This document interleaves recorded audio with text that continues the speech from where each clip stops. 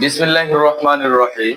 সততা driving training সেন্টারের পক্ষ থেকে আজকে আমরা ম্যানুয়াল গাড়ি সম্পর্কে, ম্যানুয়াল গাড়ি গিয়ার শিফট সম্পর্কে আলোচনা করব।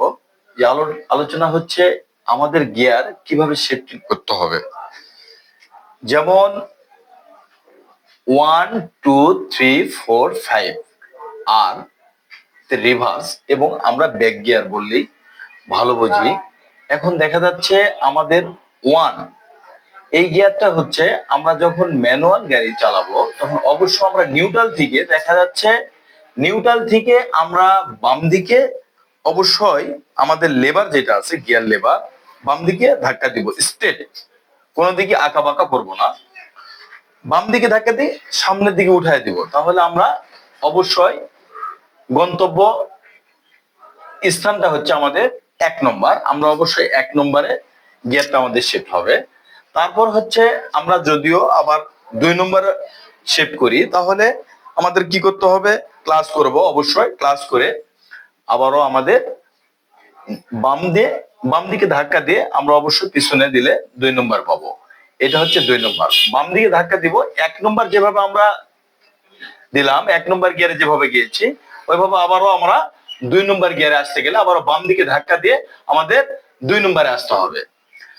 2 নম্বর গিয়ার দিয়ে আমাদের অবশ্যই আবারও যদি আমরা গাড়ির গতি বাড়াতে যাই তাহলে অবশ্যই আমরা আবারও নিউট্রাল করব। নিউট্রাল করে আমরা অবশ্যই 3 নম্বর গিয়ারে শিফট করব। 3 নম্বর গিয়ারে কিভাবে যাব, আমরা নিউট্রাল অবস্থানে করব, আবার সর্বপ্রথম নিউট্রাল অবস্থান করব, নিউট্রাল থেকে সোজা সামনের দিকে, কোনো দিকে আঁকা বাঁকা করব না, স্টেপ বাই স্টেপ। ম্যানুয়াল গাড়ি যেটা ওইটা হচ্ছে অরিজিনাল যে ম্যানুয়াল গাড়ি, কোনো প্রকার কোনো ক্রমে কোনো ফলস থাকে না। অবশ্যই আমরা স্ট্রেট যে কাজটা করব ওইটাই স্ট্রেট করে করব। 3 নম্বরের পরই হচ্ছে 4 নম্বর, আমরা অবশ্যই নিউট্রালে রাখবো। নিউট্রাল থেকে আবার 4 নম্বরে শিফট করলে আমরা অবশ্যই পিছনে দিলে 3 এর পিছনেই 4 নম্বর পাবো। তো 4 নম্বর শেষ, আমরা আরো গাড়ি টপ গিয়ার যেটা 5 নম্বর, আমরা অবশ্য 5 নম্বর গিয়ারে গাড়ি শিফট করতে গেলে অবশ্য আমাদের 5 নম্বরে গেলে আমরা অবশ্য ডান দিকে অবশ্যই ধাক্কা দিব, স্ট্রেট, কোনো দিকে বাঁকা করবো না। এই যে লাইনটা দেখা যাচ্ছে এই লাইন থেকে আমরা ডান দিকে ধাক্কা দিব, দিয়ে সামনের দিকে উঠাই দিলে আমরা অবশ্যই 5 নম্বর গিয়ারে পাবো। 5 নম্বর গিয়ারে আমাদের শিফট হবে। তারপর দেখা যাচ্ছে আমরা ব্যাক গিয়ার যাকে বলা হয়, রিভার্স গিয়ার, এই রিভার্স গিয়ার যদি আমরা যাই তাহলে অবশ্যই আমরা বাম দিকে ধাক্কা দিয়ে পিছনের দিকে দিলে আমরা রিভার্স গিয়ারটা পাবো।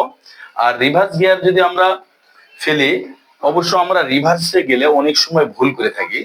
যেরকম আমরা হয়তোবা মাথা ঘুরিয়ে নেই ডান দিকে, আমরা অবশ্য ফলো করি এইভাবে, জানালা দিয়ে বের করি মাথা, আবারও পিছন দিকে একদিকে তাকে থাকি। অবশ্য আমরা এই কাজটা করব না, এটা হচ্ছে আমাদের ভুল। এভাবে মানে আমরা যদি গাড়ি পিছনে দিতে যাই অবশ্য আমরা অনেক সময় বিভ্রান্তের মধ্যে পড়ি।